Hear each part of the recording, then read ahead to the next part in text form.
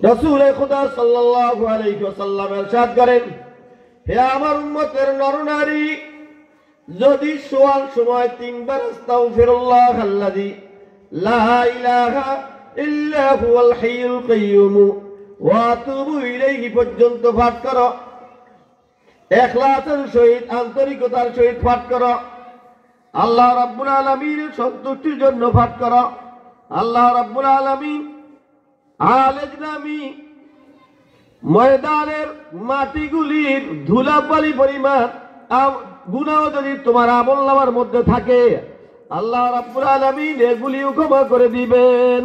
সুবহানাল্লাহ ওয়া বিহামদিহি।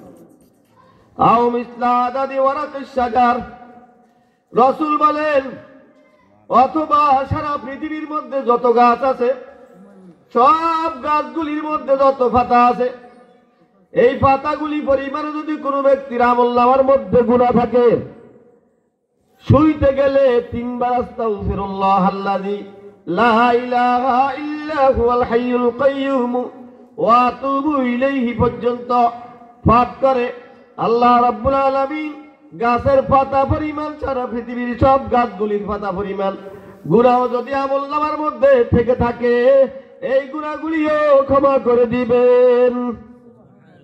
সুবহানাল্লাহ বিহামদিহি।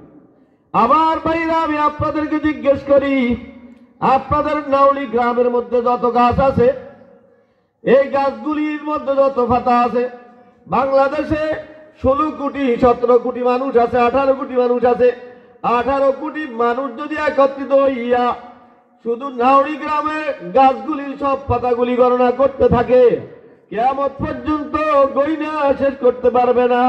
পারবে? একটি তেতই গাছের মধ্যে কত লক্ষ পাতা থাকে, একটি তেতই গাছের মধ্যে কত মিলিয়ন মিলিয়ন পাতা থাকে। তেতই গাছের পাতা ছোট না? কি বলেন, ছোট না? একটা তেতই গাছের মধ্যে কোটি কোটি, একটা করই গাছের মধ্যে, করই গাছ অনেকগুলি আছে, অনেক বড়,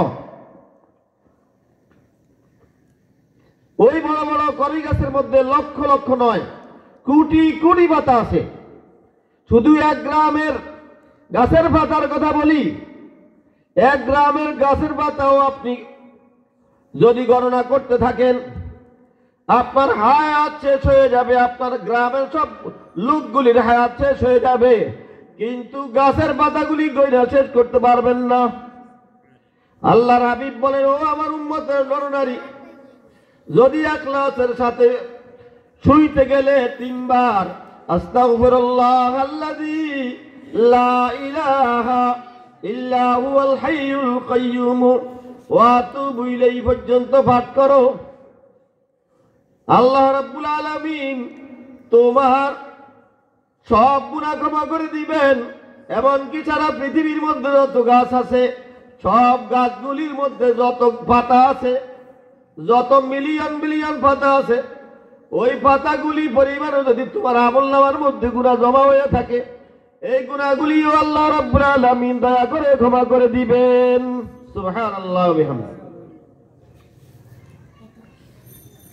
আও মিসলা আদাদি আইয়ামিদ দুনিয়া, রাসূল বলেন, অথবা পৃথিবীর সৃষ্টি থেকে এই পর্যন্ত এবং কিয়ামত পর্যন্ত যত দিন এবং রাত রব্বুল আলামিন সৃষ্টি করবেন, অতীতে যত দিন রাত সৃষ্টি করেছেন, কিয়ামত পর্যন্ত যত দিন রাত সৃষ্টি করবেন, এই দিন রাতগুলির গণনা পরিমাণে যদি কোনো ব্যক্তি তার আমলনামার মধ্যে গুনাহ জমা করে থাকে, গুনাহ করে ফেলে, আল্লাহ রাব্বুল আলামিন তিনবার ইস্তিগফারের দরুদ এই গুনাহগুলিও ক্ষমা করে দিবেন।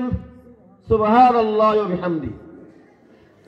আজকে থেকে এই আমলটি কারা কারা করবেন একটু হাত জাগাইয়া দেখান। আল্লাহু আকবার।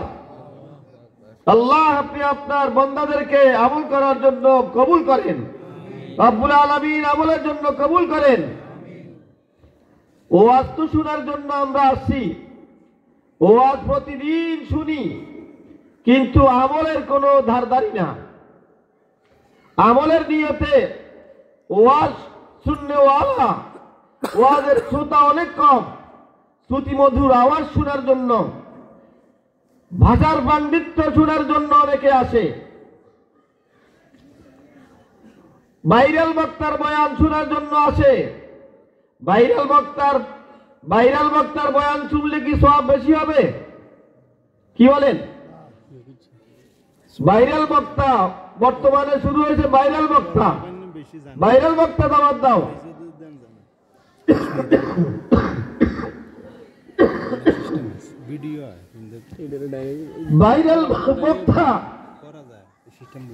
ভাইরাল বক্তার বয়ান শুনলে যদি সওয়াব বেশি না হয়, তাহলে ভাইরাল বক্তা দাওয়াত দেওয়ার জন্য এত পাগল কেন?